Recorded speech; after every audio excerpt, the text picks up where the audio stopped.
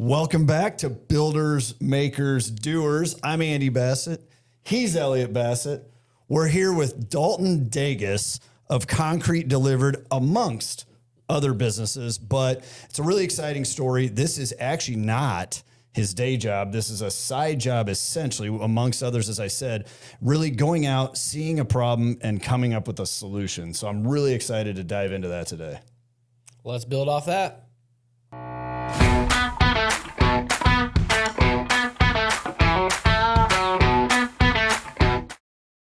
All right, welcome in, Dalton. This is great. Thanks for having me. An in-person one, which we love to do. Yeah, our last handful have been virtual. Yeah. So here we are, back in studio, all of us. In Omaha. Omaha based, yep, we love it. And so I'm excited for this conversation. I think it's kind of timely. We were talking before, there's a lot of people, it seems like, in the side hustle game. But you have a very unique story, and so I'm excited to dive into everything you're doing. But I want you to give the background first of, what you've traditionally done in your day job, what you're doing today, but then when and how did you think that you might want to get into, a side hustle, start another business? Yeah. What problems did you see? Kind of take us back to the start. We always like to get your background on what you were seeing when you were, entertaining the idea of another business while having a day job. Yeah, absolutely. I'll take one step further past the day job. It was back in college for me. I had a guy that I looked up to a lot. He was quite a bit older, but he was always just hustling. He was always killing it. And at the time, I was a junior in college. I'm just kind of, I worked. I had a little side business, but it was really not because I wanted to be in business, but because it was something that somebody was like, hey, I need somebody that does this. And I was like, oh, I could do that. That'd be easy enough. And kind of just was winging it. And he, at the time, I remember very distinctly, we were standing in a living room at my buddy's parents' place, and I asked him what he'd been up to recently, and he's like, I've been reading. I'm like, well, that's the dumbest thing I've ever heard. Why are you reading? And I'm like, what do you mean you've been reading? He's like, audiobooks. I'm like, okay. And he actually introduced me to Bigger Pockets at the time. Oh, yeah. Which is my first foray into any sort of personal development or any of that. I think the first book that I read was Chip Gaines's Capital Gains book. Okay. And it was interesting. I heard about all these things he was doing. It was very interesting to me. And that is kind of what started my journey into being interested in even having anything outside of a standard. I go to work, come home, watch football, have a few beers and go to bed. And so that was very big for me. And so what I found was I knew that real estate appeared to be the most easy thing that you could do, compounding with other businesses. So I got started into that. Right after college, I started my day job. I was doing sales for staffing. Yeah. So I was acting as a recruiter. I knew very quickly, I purchased a house, got into that, flipped it myself, kind of started the flipping journey. Well, fast forward 3 years, we'd been flipping. I had a business partner, things were going pretty well. I had built up some capital. But what I was finding was with how competitive the rental market was, returns on rentals from a cash on cash perspective were so low. Mm-hmm. And on Bigger Pockets, I had actually heard Cody Sanchez speak about buying businesses. And I was like, well, that sounds really interesting. What does that look like? So I hopped on, Biz Buy Sell. I'm sure like many people, I was looking around. I found a flat work company that was for sale. I knew nothing about flat work, but I had just finished general contracting my own contractor bay building. It was like 12,000 square foot contractor bay building. And I had a guy that did all of our concrete for that. And so I got him and my partner on that building together, who I actually worked with at a company called Workman Precast. He was my foreman back at the time. Now he's one of my best buddies. He's 63 and I'm 30, right? So it's very funny, but he and I are good buddies. And so I got them two together. We sat down, we looked at this deal for this flat work company. And I was like, what does this look like? Is this something we could purchase? Do the numbers make sense? And essentially we got done with that conversation like, yeah, no, this doesn't make sense at all. But in that conversation, my buddy Scott had mentioned, I've always wanted a batch plant. And I was like, well, what's a batch plant? And a batch plant is what the plant that is used to manufacture concrete. Mm-hmm. And so that's kind of where we started. And that was at about, I think that was 2022. And so at the time, there were huge shortages on Portland. Yeah. And so lots of people were not able to get concrete that they needed. There was only really 3 big players in Omaha. There's Concrete Supply, there's Ready Mix, and there's Platte River Concrete. Mm-hmm. And so we were looking at that like, well, maybe there's some room for a small guy. That's kind of where we got started. Interesting. Yeah. Wild. So yeah, looking just to buy a business Yeah. and having no idea what Yeah. you want to do. That's crazy. Well, I mean, it's the entrepreneurial mindset yeah. that I think so many people that would listen to this that can grab onto there, because I mean, how many of these have we had that it's like in college, the journey started, right? Yep. So, okay. So really cool story that now concrete delivered then. That is yet beyond what we're talking about now, or is that the batch plant? That is the batch plant. Okay. Yeah. So concrete delivered batch plant, that was kind of where he started with. I wanted a batch plant. I'm like, okay, well, what's a batch plant? And so from that spun this idea of let's start a ready mix company. And it took a lot of, there's a high barrier to entry from both just getting a state organization or a county to allow you to put a batch plant anywhere. The equipment it's very equipment driven, and it's not something you're just jumping into. Like, you're not buying a $30,000 of equipment and starting a batch plant. So that was all things we navigated. We went to the bank. We're like, hey, I don't even know how to make concrete, but I want you to give me a bunch of money. And that conversation. It was. They took it. I was remarkably well, actually. We fumbled through putting together a business plan. You learn all the college things and how to do those, right? But we put it all together. I had a few customers prospectively lined up that said, "Yeah, I'd give you a shot," and so that kind of mattered.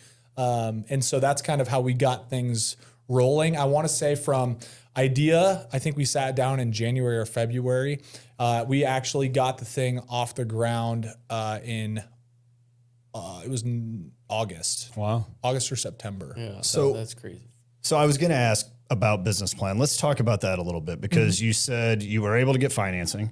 You're able to get customers. You're able to get going in a pretty quick amount of time. What went into building the business plan? I mean, how did you come up with that? I wish that ChatGPT was as good as it was back then, but it wasn't yet. So a lot of what I did was I went through and I just thought critically about, okay, what sort of equipment am I going to need? Bare minimum. I put that down. I said, hey, here's my budget for each of those items. This is what I'm going to need. This is what I need to, from an insurance perspective. This is what I need from an employee perspective. And this is, our key man risk, so to speak. We went through all of these iterations of what we anticipate our first year looking like, how many yards we need to sell a week to break even, those types of things. And so we went through all of that. November is like the worst time to start. Sorry, it was actually, I think it was August. It was August.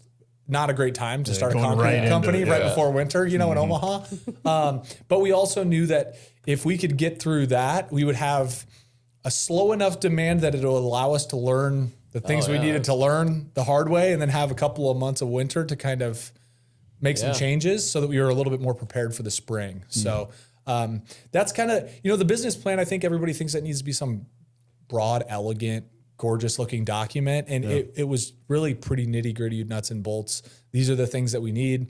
We presented that to the bank. One of their interesting things that they wanted was for us to have life insurance policies on all of us early on, which we didn't have any assets, but they wanted us to do that. So we did that. And then we had we put together our business operating agreement. That had to be a little they wanted some insight into a lot of it. And so we did all the things that they asked, and we were able to kind of get it pulled off. So. Yeah, that's awesome. I'm curious your mindset going into it. Because we hear, when people start a business, sometimes it's like, if I knew what I knew now back then, there's no way I would actually do it, right? Because you have that naivety, and 100%. It's always harder than you think, and there's unanticipated problems. Was that your experience, or walk us through kind of the mindset going into it, and how you navigated a business that you had no idea what you were doing getting into it, and then how you got to where it's at today? I would certainly do it again. I'm very happy with the market segment that we're in. It's a B2B business. If you do a good job, you lock down contractors and you have customers for a long time. It's a residual thing. So from the specific business, like high barrier to entry, those types of things, those things fit really well with what I would be looking for. I would certainly do a lot of things differently, right? But again, we knew nothing, like I barely knew what went into making concrete. Yeah. And so I wish that I would have maybe tried to take a little bit more time. I was really rushing for some reason to get it going. It felt like it needed to happen now. But I do think that in terms of like, what would I do differently? One of our first hires is actually our foreman today. So I was very happy with that. We had another one that didn't work out, but he taught us a lot. Yeah. It was really helpful. So man, that's a tough question. I would definitely say I would do it again. Yeah. I would do a lot of things differently for sure, and a lot of things that I just didn't think about, scheduling, dispatching, like that's a huge hurdle. And that's arguably one of the biggest customer complaints for every ready-mix company is scheduling.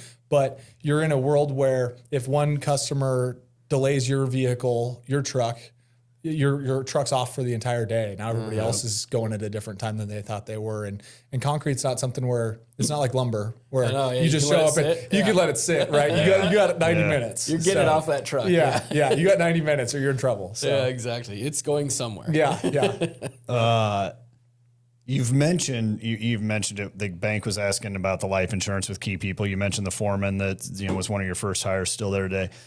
I imagine a lot of people watching this far into this are going, well, all right, the guy also has a day job and he's running this business. How do you do that? Is that around having the key people that can run it, or like how are you capable? Because running a concrete business is not for the faint of heart. There's a lot that goes into it.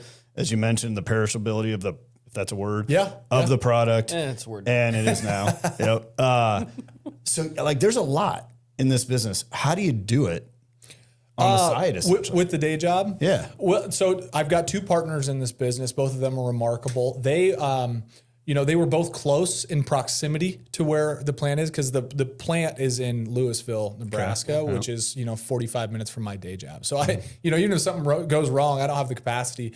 I had, at the time, I had a 6-month-old baby. And it was my first adding to your. I had a stepson. I have a stepson that's older, but it was my first kid, baby that was 6 months old. And there was a lot of mornings where I was just getting up at 3:00 in the morning. I was heading up there. And then, I was working late into the evening trying to figure out a lot of the technical components. We have a plant issue that I'm the tech guy there, which is terrifying because I know nothing about tech. And so those types of things, but those two guys really, I was able to lean on. In my first couple of employees, they had enough experience to be able to, figure a lot of it out. It was certainly a challenge. We had bought 3 trucks. That's what we started with. You obviously can't deliver concrete without trucks. And there were days where I had 0 of my own trucks running and I was hiring lease guys to run concrete. So, there was a lot of learning in that way, but it was not easy, but I'm happy that I did it. And it allowed us, all 3 of us, at the time we're working our other jobs. And that was kind of the agreement off the beginning. Like we have to create something. So, not easy. I'm on lunch break. I'm cold calling contractors. I'm on my way home. I'm cold calling contractors. Like that's just kind of what it took. But I would say the big benefit of that is, so many of the books out there these days are, work on your business, not in your business. Yeah. I kind of got put in a position where everything was not in the business. Yeah. There's the pro to that is we have a system that works by itself mostly. The downside is it's really tough to control, but also, it takes a lot of extra effort to garner respect from your guys 2-3 years in when you're never there, right? Yeah. It's easy for them to have this perspective of you just show up, kind of make some decisions that maybe I don't like or what have you, and you're not even here, right? Yeah. And so that's been a huge hurdle the whole time where it's like they have to know that we are trying to do what's best without being there all the time, and that's a tough thing to do. So the on your business and your business conversation comes up a lot in this, and it's interesting because you kind of had to be on from the beginning due to what we just talked about.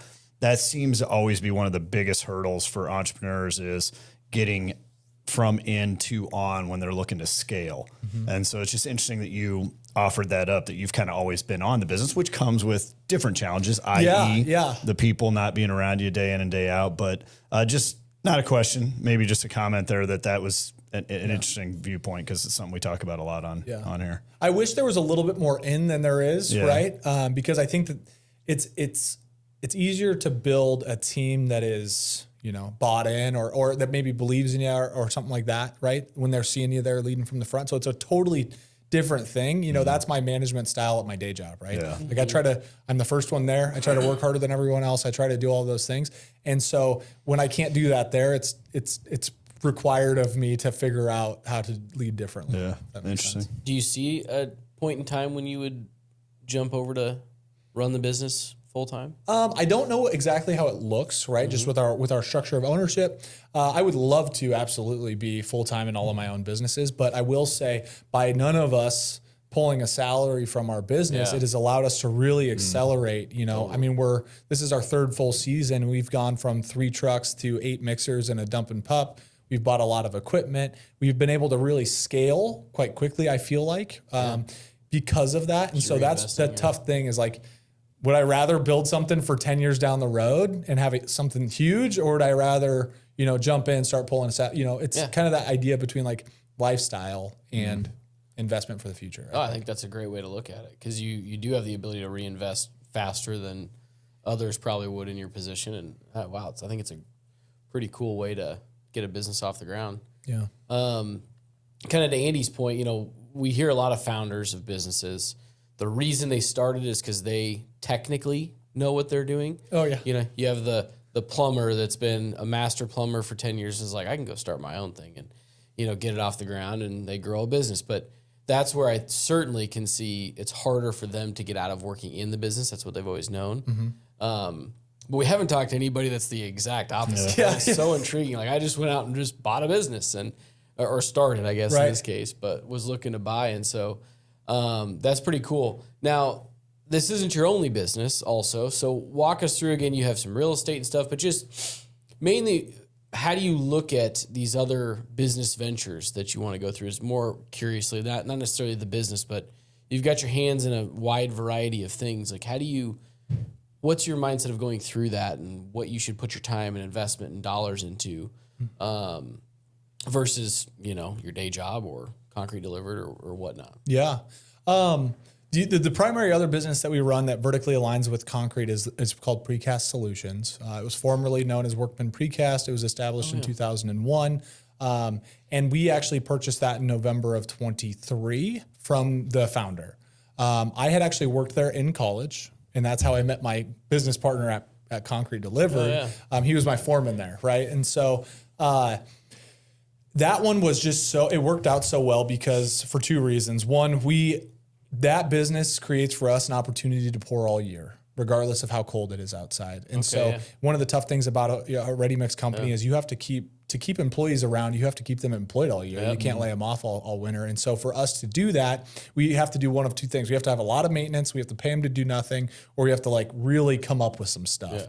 And so what it has allowed for us to do is to keep a good number of guys busy throughout the winter, both doing maintenance and running concrete for that. So that was kind of the biggest decision was, hey, this is going to allow us to do that. Now I will say, that business seems to be on track to grow from a revenue perspective significantly to outpace the concrete company potentially much faster than whenever we had to start and grassroots something.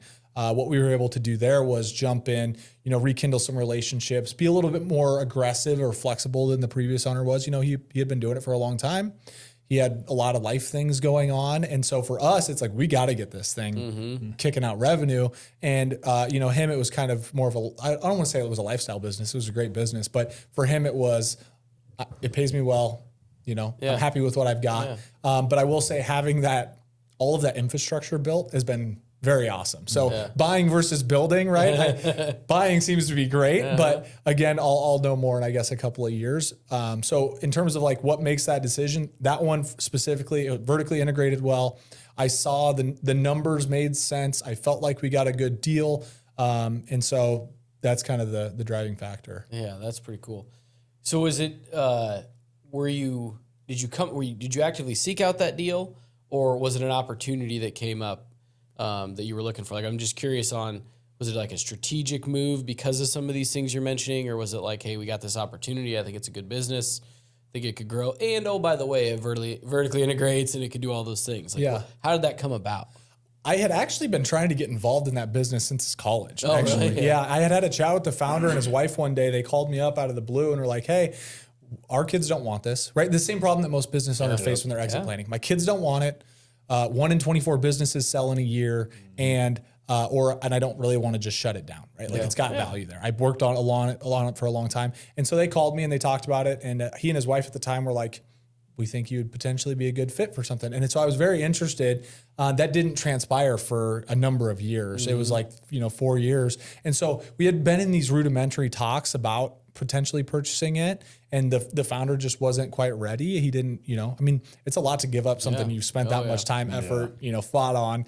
And so it took him being ready to sell. And then, I think he shopped it out a little bit. He had a good amount of interest, but because my business partner, Scott, who was working at, who owned Concrete Delivered with me, had been there since the beginning, had really invested, years of his life into that. He felt like it was important for him to give us the first chance at it. And so that's kind of how so a little bit of both. Yeah, it really helped us on the concrete side. And we had started working with him to supply all of it. But at the same time, that was actually in existence before Concrete Delivered. So so we've talked a lot about growth, success. You've come a long ways in this journey. I have to believe there's been a few challenges along the way. Yeah. Is there one or a theme of when it comes to challenges that come to your mind that have been the biggest hurdles maybe to overcome along the way? Specifically on Concrete Delivered, one of the the largest hurdle, kind of like I had mentioned, is it's nearly impossible to get a zoning committee to allow you to run a concrete plant, right? We need concrete everywhere. They want all the other new stuff, but they don't want what it takes to put the groundwork in for the new stuff. That was probably our biggest initial hurdle to getting started, believe it or not. Getting the bank financing, believe it or not, was easier than that. Yeah, that's wild. So that was a huge one. And then I think, like any business, the people, right, is the hardest thing. Myself and the two other owners, we all see differently on things at times, right? And so it's a lot of us having to come together, and when we're not all there all day, right? Yeah. And that's a huge thing. Like we have a meeting set for even this weekend where we just got to get on the same page on some things. It's tough to figure out a lot of that as you go versus when you potentially have a more robust business that's been in existence. Everybody's kind of got their preset roles. You've kind of got all these things, but we've been developing that as we go.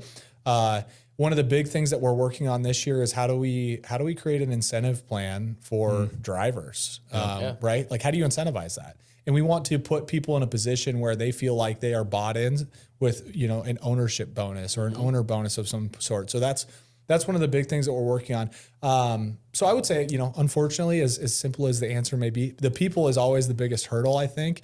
You got to get them to want to show up to work. You got to get them to want to be there. You got to get them to want to treat customers right.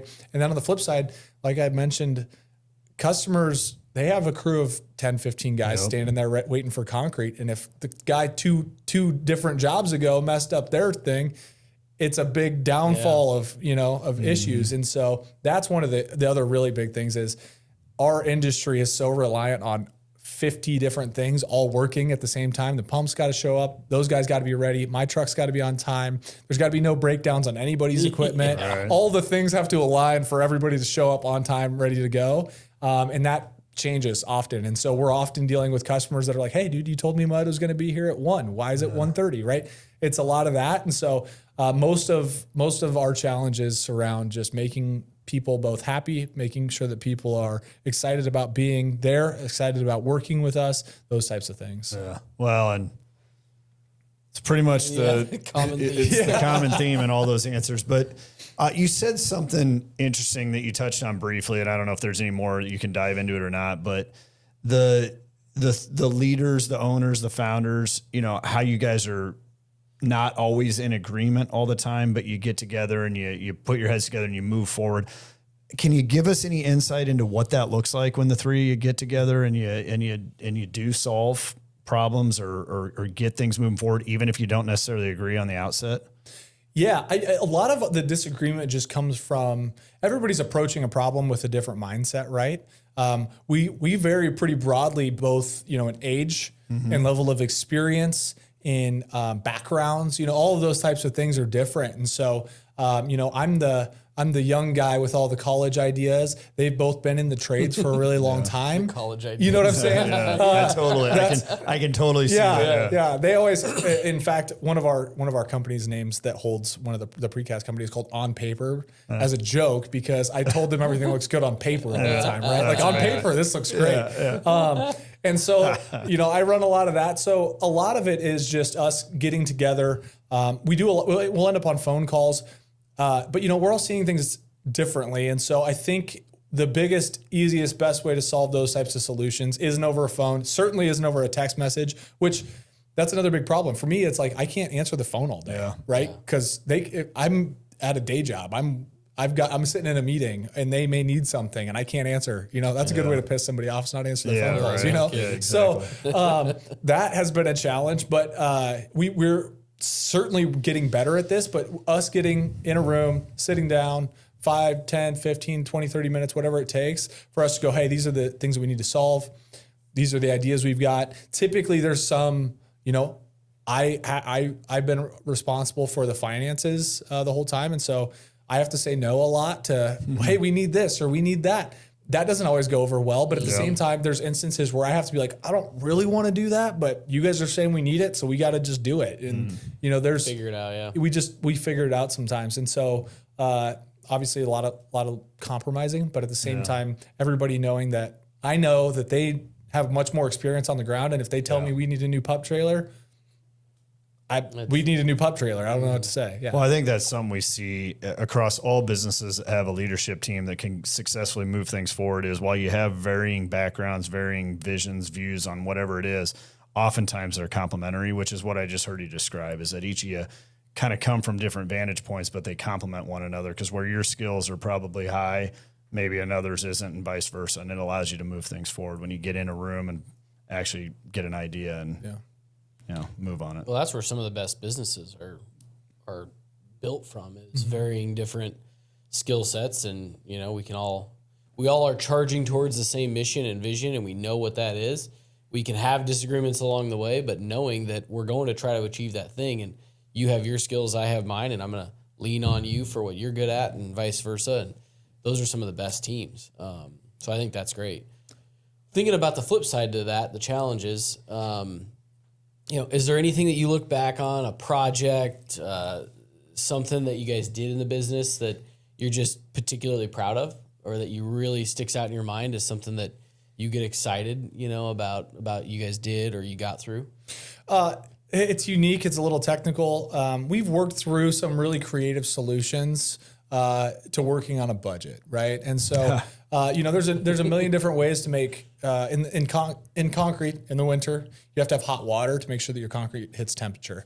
A boiler system for what a typical plant would use is like a 6-figure deal, right? Mm-hmm. It was our first year. We didn't have 6 figures laying around to go throw at that. And so we and you started in the winter. And we started in the winter. Pretty close. Great idea. Yeah. And so we were like 2 months in, like, hey, we got to figure out a boiler. I'm like, what's a boiler? We need hot water, right? The other two are like, yeah, dude, we need hot water. I'm like, okay. So one of my other partners, he had an idea.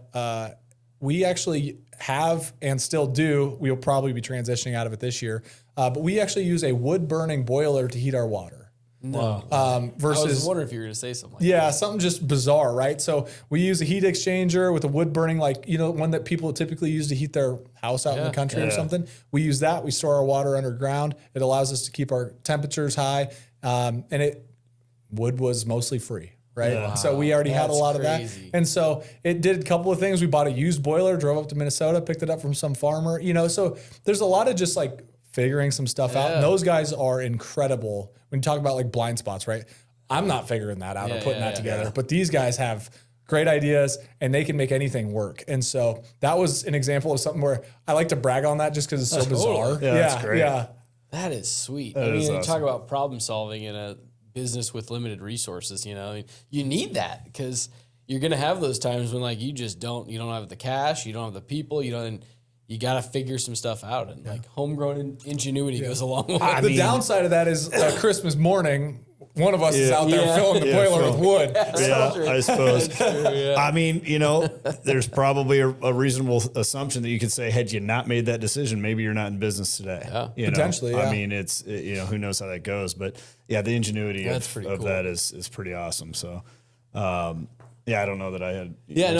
So then, what's the future look like? Where are you guys going to take the company? Are you going to look at, how do you view your portfolio, maybe is the better question. Are you looking at I'm pretty set, I like the businesses I have, I just want to go grow those? Are you looking to set up other businesses? And, that's kind of, again, in the entrepreneur social media space, it's all about, you hear a lot about that, buy the boring business and buy 6 of them and all the things, It always sounds better on paper every time on paper than it probably is in practice. But what's your perspective on that? Like, what's the future hold? I shiny object syndrome is a real thing. I get excited about new things. Any entrepreneur. It's dangerous. I have found that, both my wife and my partners and myself a little bit feel like at this point, until I'm not working a day job, I can't expand beyond what we're doing. Both fortunately, unfortunately, right? There's a lot of things out there, the book, The One Thing, or the idea behind, if you focus that's the way to operate. I'm a big fan of Alex Hormozy, a lot of his content, a lot of his stuff is you really, he wants people to cut down, focus on one. I totally get that. I don't think I'm smarter than that. But at the same time, I'm really happy with where I'm at with some things, right? Yeah. I've got a few different things. They all kind of work somewhat in the same sphere. They feed each other a little bit.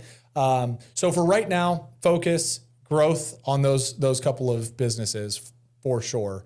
What that looks like long-term, I really like the idea of small PE space. I think there's a ton of opportunity to pick up these businesses, wrap them up as a group and run them. I think there are a lot of really awesome people out there that are very capable to operate at a high level, but that don't have the risk tolerance to go out and purchase one. And so I think there's so much opportunity for somebody that has the capacity to underwrite those deals, pull off the financing, and put a few of those people in place. I think, like we talked about, people is the hardest part.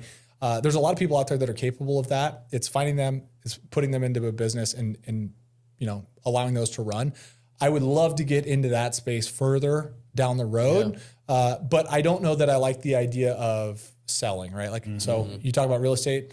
Holding is great. I like the idea of building a good portfolio of these businesses that operate and then kind of managing at a high level. I think that, to me, sounds like a lot of fun. Yeah. And if you go down that path, would you stay, so going to kind of the focus, the one thing, would you stay somewhat adjacent to industry or in the trades, or would you explore broadly? I would say Cody Sanchez talks about it all the time. Like Main Street Millionaires is her book, right? Yep. And it is hard for me to want or to be anything tech related. Like I said, I turn it off and back on again. If that doesn't work, I'm out. Yeah, but you're the tech guy. Yeah, it's bad. Yeah, but no, I probably stay in the sphere of those. I mean, there's a lot of companies like our industry of ready mix right now is very rapidly being bought up by the big guys. That's every industry. Yeah. Right? Yeah. I mean, private equity is absolutely coming in and buying all this stuff. I think there's maybe I don't know exactly what their revenue number is that they're looking for, but I'm guessing it's above 5 million of gross. And so I think there's a lot of opportunity in those smaller spaces. Like we talked about, tons of founders out there, the silver tsunami of them that are 55 to 65 that they need to do something. They don't want to shut it down, but they don't really have any other options. And I would love to be able to solve that problem for them by bringing them in somebody that is able to, kind of run it, take it over. I put them in place, something like that. So I think that's down the road. But again, I need to get these things in a position where they've grown.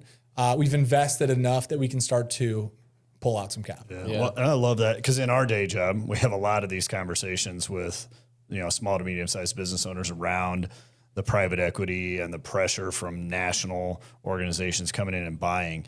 And I think there are a lot of these founders that are getting to that point where it's, time to think about exiting. They may not have family or may not have somebody in the business. They don't want to just shut the doors. They built something. They want to see that legacy. I think there's a piece of them too that's I don't want it to go to some company out of you pick it or some private equity firm that I don't know what they're going to do with it. And so I think there's a huge. We're constantly trying to help figure and solve for that problem. A lot of it through internal transition plans, but I think there is a place for the right kind of almost like localized private equity as you sort of reference. And that's, I would say like a small, like I want to stay in a local area where like I can actually show up. My day job business got bought by a private equity company 4 years ago. It's been fine, but I think what happens is it's tough for people, for employees to fight for somebody's fiduciary responsibility, right? Like if their job is to deliver a return, it's tough for us to get bought in on that. Yeah. And so I think you lose some of the pixie dust, so to speak, that made that company what it is when that happens. And so if you could localize that, make it small, make it visible, I think there's opportunity there for something like that. Absolutely. Totally agree. Yeah, I think that's spot on. And I generally thinking even with AI and some of that side of business now, it's becoming easier to start businesses or have a business that could support, an income or, a few people's income. It doesn't have to grow to be a multi-million-dollar business, but you can do it. There's less barriers to entry, I think. And I think there's a lot of people that then look at it as I can actually go out and own my own thing. And when then you get to that point where you're like, you get an offer from PE, you're like, well, but then I'm going to work for somebody again. Right. And I kind of want to keep what I've built and pass it on to the next generation that wants to keep what we've built. And I think that tide seems to have shifted a little bit, where it's not all about, the dollars you can sell it for. It's about where do you want this business to go? What do you want the people in the business to do and feel like? And similar to what you're experiencing, you don't want them to feel like it's all about a return. You want them to be happy about coming to work and doing good work.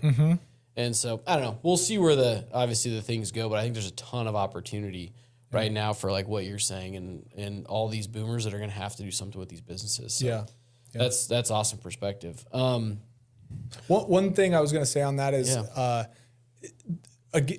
aligning with what you're saying. I think there's a lot of people also, they need to be able to earn an income that makes sense. And one of the easiest ways to do that is to get them involved with some level of an ownership. And so if you were to adopt a model like that, you could get them involved in that way, which would really just accelerate the entirety of the business, I think. So no, absolutely. I think that's something that's out there right now that a lot of people have an opportunity for. So that's pretty cool. We actually did get approached by I don't want to say private equity, but a large company that was interested in buying the precast company from us. The trouble that I think a lot of people are going to run into, and there maybe needs to be some better options for people out there. They essentially came to us and said, well, we're either going to buy or we're going to build and crush you, right? Yeah, and that's a scary thing to get presented with a company that's got all the capital in the world, right?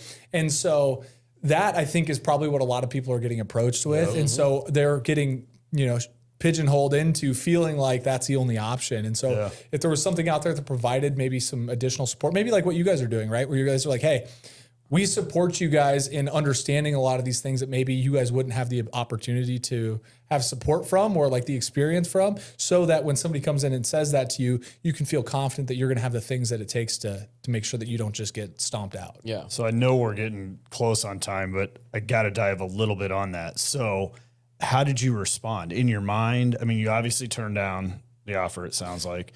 Kind of, yeah. I'll tell you. I can tell you about it. Okay. I'm curious because when somebody approaches you and says, we're just going to stiff arm you out of the business, how do you respond? Because I got to imagine there's others that are going to watch this and go, that's me, or I'm scared of that. It's still scary, just to be very frank. Everybody likes to tell themselves, well, I'll just do it better, right? Yeah. That's great, but am I, right? So that's always a little bit of a self-doubt there. What had happened for us was we were actually about to sign an NDA for them to share with them some numbers just to kind of see. We like the business.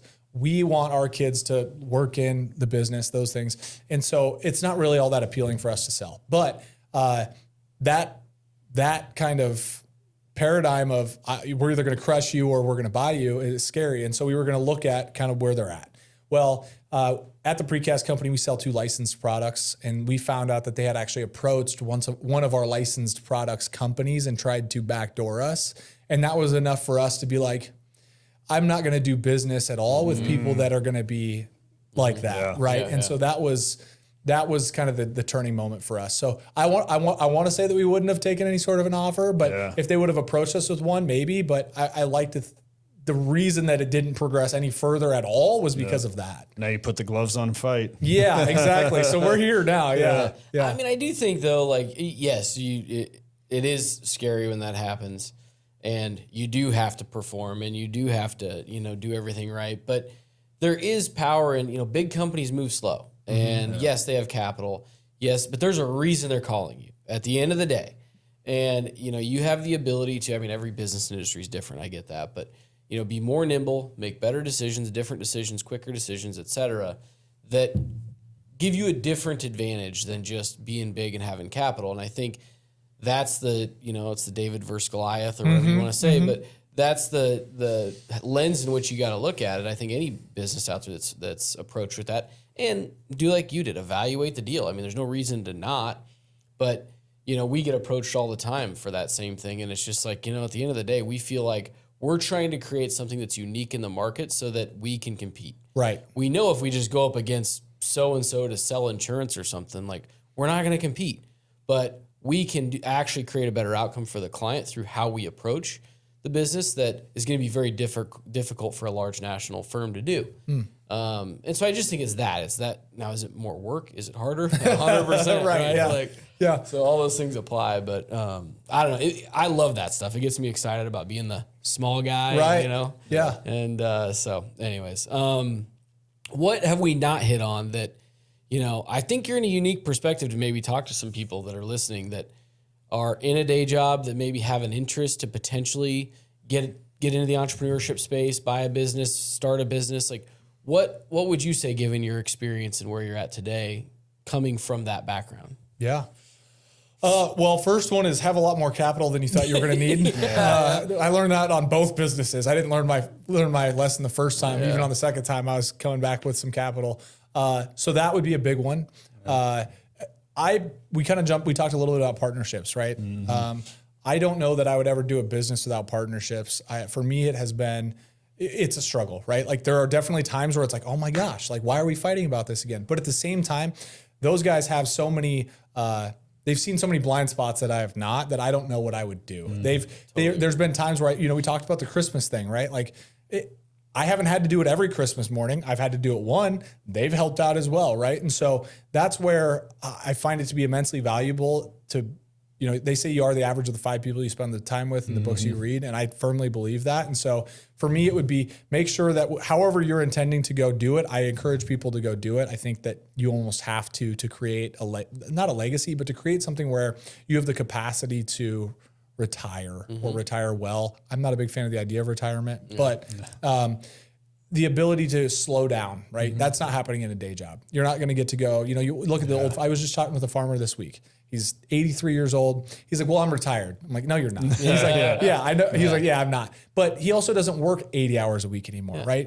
I like the idea of creating a business for yourself that allows you to slow down and have some other people run it, but you're not retired.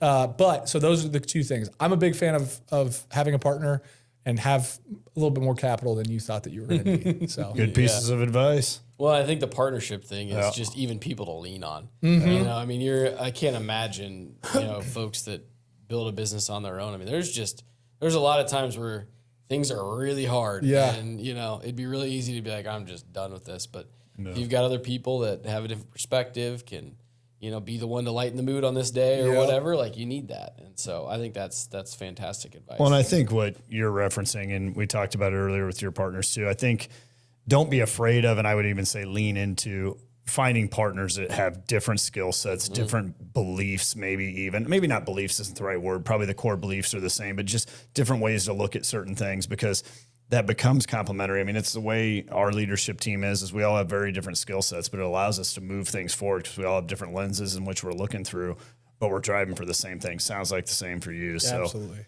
And like you said, there's something to be said about like us all three sitting in the boat going, this thing's burning, man. We're crazy, but we're all here, and I think that's Grab a bucket, I guess. Shoot, well, this is not going great today. I totally agree. I think you're spot on. Yeah, that's awesome. Love it. Well, this has been great. I enjoy the conversation, and I think everybody listening is going to take a ton away from it. So I appreciate your time and coming out and absolutely talking with us. Thank you guys for having me. I enjoy the podcast. I love listening to.